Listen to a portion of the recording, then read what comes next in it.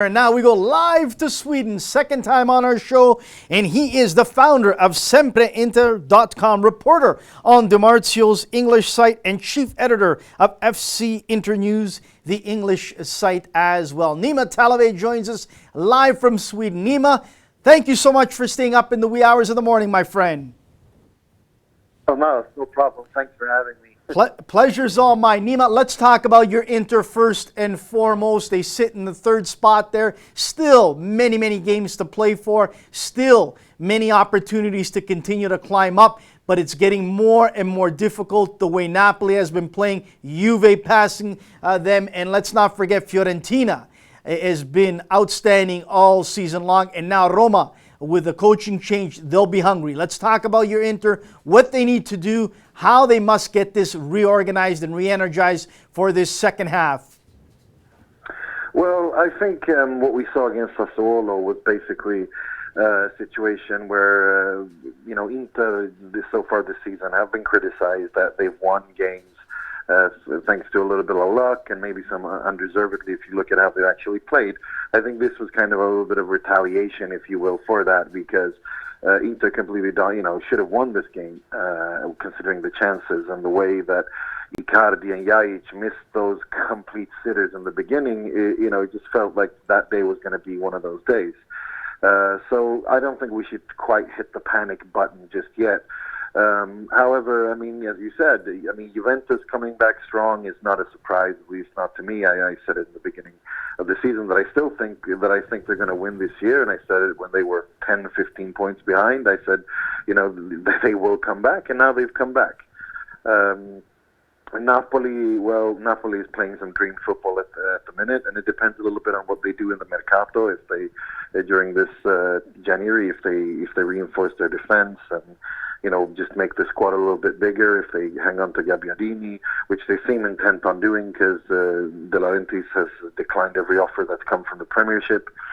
When it comes to Roma, I still wouldn't count them out. I think that Spalletti is the perfect choice for them. He knows the club. He's a bit of a hero there. He's, what he did, when he was there before, he managed to get Roma to challenge for the title, despite not having the quality, in fact, to do so. Whereas now he has some fantastic players. He's never been a coach that's good defensively or known for his defensive skills, but he knows how to organize a defense, and that's something that Rudy Garcia was just completely unable to do. So I think that we're in for a really interesting second half of the season where, and also Fiorentina's there, as you mentioned. It's going to be very interesting. It's going to be very tight. It's going to be very interesting. But I still think that in the end, Juventus will win it. Let's talk about this squad that I enjoy watching week in and week out. That's Sassuolo. I love some of these youngsters on this squad. I love their determination, their heart, their desire to go up against the giants in Serie A and not be afraid to go toe-to-toe. I think this is what it's all about, seeing clubs like this come up from the second division and making a statement to say we're here, we're not going to be pushed over, and we're going to make some noise. Unfortunately, Carpi hasn't done that. Frosinone has suffered as well. But Sassuolo, for the last couple of years, has really done some good things. Yeah, but you should also remember that Sassuolo is owned by one of the biggest business magnates in Italy, Mr. Giorgio Squinzi, who owns Mapei. So I don't think we can quite do the comparison yet with Sassuolo. With Frosinone and Carpi, who are minnowers, whereas Squinzi comes from this background where he has the world. He's one of the richest men in Italy. He's a billionaire, and although I don't want to take anything away from what the work he's done at Sassuolo, because Sassuolo owns their stadium. Sassuolo are a very well-managed club. He's done some fantastic building. I think if you look at the players they've brought in and believed in those players and developed them, like Berardi, Zaza. And now with Stefano Sensi, the Cesena playmaker who's been setting the Serie B alight, similarly to what Verratti did a couple of years ago in Pescara, and who will now join Sassuolo in synergy with Juventus in the sense that they will have a set fee, Juventus, to buy him, like they have with Berardi and Zaza, etc. It's a very interesting club, and it's really nice to see how they go for that young Italian talent, and how they've decided to do it together with Juventus. I mean, they've understood the pecking order they're in, but that doesn't mean that they just want to be one of those clubs that fights to avoid relegation every season. Instead, they want to. I mean, they've beaten all the big teams this season, and they've drawn against them, or at least beaten them or something. So no, they're a really interesting side to watch, and it's really, really nice to see players like Berardi and Sansone, and I'm really, really curious to see what Stefano Sensi, the regista from Cesena, can do next season. I'm really impressed with Sassuolo. I think everyone should be. I think if you remember that last season, this team was hammered 7-0 at the San Siro against Walter Mazzarri's Inter. And now they go and beat Mancini's Inter, who's much better than Mazzarri's Inter, away at this San Siro. You gotta raise your hats. You gotta tip your hat and say fantastic, bravo, complimenti, because they've done. I mean, in just 12 months, they made some fantastic strides, and the development is just unbelievable. Nima, you mentioned some of the young talent there, and when I look at Inter, when I look at Juve, Napoli, Roma, even Fiorentina, I don't see a lot of great young talent, and that concerns me. I look at Gigi Donnarumma, the wonder sensation goalkeeper for AC Milan, and I'm thinking to myself, I hope this trend continues in Italy with other young players in different positions, because it's needed. I believe that Serie A, Italian soccer, is back on the rise. It has not been back on track, I would say, for the last 7 to 10 years. I believe it's coming back. Little by little, people are talking about Italian soccer, like we talked about the players of the past, of the 80s and 90s, of Maradona, of Zidane in the 90s, of Boniek in the 70s, on and on. I believe it's coming back with good coaching as well. But I'm concerned that there's not enough youth. There's not enough young Italian players. You hear a lot of them want to go play in England and in Germany instead of staying at home. That scares me. Yeah, I understand that, and that has been. By the way, I got to say I agree 100% about what you said about how Italian football is on the rise. I think there's no doubt about that, and the results in Europe show that as well. And now finally more and more teams are building new stadiums and owning them, etc., with Udinese, etc., etc. So no, I agree 100% with that. But when it comes to the young talent part, I wouldn't. That would have been. I would have agreed with that a couple of years ago. But now I feel that, if you look at what Juventus have done, especially, I mean, Paratici and Marotta, they know that they screwed up, as so did every single direttore sportivo in Italy when they allowed Marco Verratti to, get out of their hands and go to Paris. And what Juve are doing, which is really interesting, and they're just hoovering up every single talented Italian young player out there. Mandragora, Stefano Sensi, Trotta. You can just keep on going, and so I wouldn't. It shows that they Juventus have decided that they want to go for the Italian route. Whereas when it comes to Napoli, well, they kind of little bit did that with when they brought in Sarri, who brought on some of his players he had at Empoli. But with Inter, well, Inter haven't historically been that, I mean, it's Italian, they're not really big on bringing, historically bringing, it doesn't necessarily have to be Italian players at Inter. I mean, you just need to look at how the way the club was founded to realize that. But I do think that they're definitely, that are becoming more aware of this issue. What's happening at Milan, who knows what's happening at Milan? I don't think even Milan knows what's happening at Milan. It's whatever it is, it's not working. And they seem to think that just changing coaches will fix that. I don't necessarily think that Lippi, Mihailovic, or anyone else can fix that, because I think the problem lies deeper. But, I mean, having said that, Milan decided to go for Bertolacci with Romagnoli in the summer. Now, sure, you can argue that both ways. You can argue that it's nice to see them give Italian players a chance. But then again, 20 million euros for Bertolacci and for Romagnoli, you can also argue that's a complete waste of money. because they're not worth that. Because just because they're Italian doesn't necessarily make them any good, and they've shown that this season with the inconsistencies, the inconsistent performances.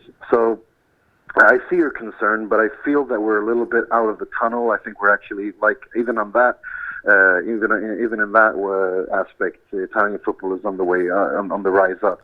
The only other concern I have is this, Nima, before I let you go. I really appreciate your time joining us, is we're starting to see again, and we're starting to hear more and more, and you would know this better than anyone as an Inter supporter and who covers the team, is that I'm starting to get more and more concerned of more people from all over the world starting to get big pieces of clubs in Italy, big ownership pies of the club. And that concerns me. And, I don't mind for a couple clubs, 3 or 4 clubs, just because to make them financially sound.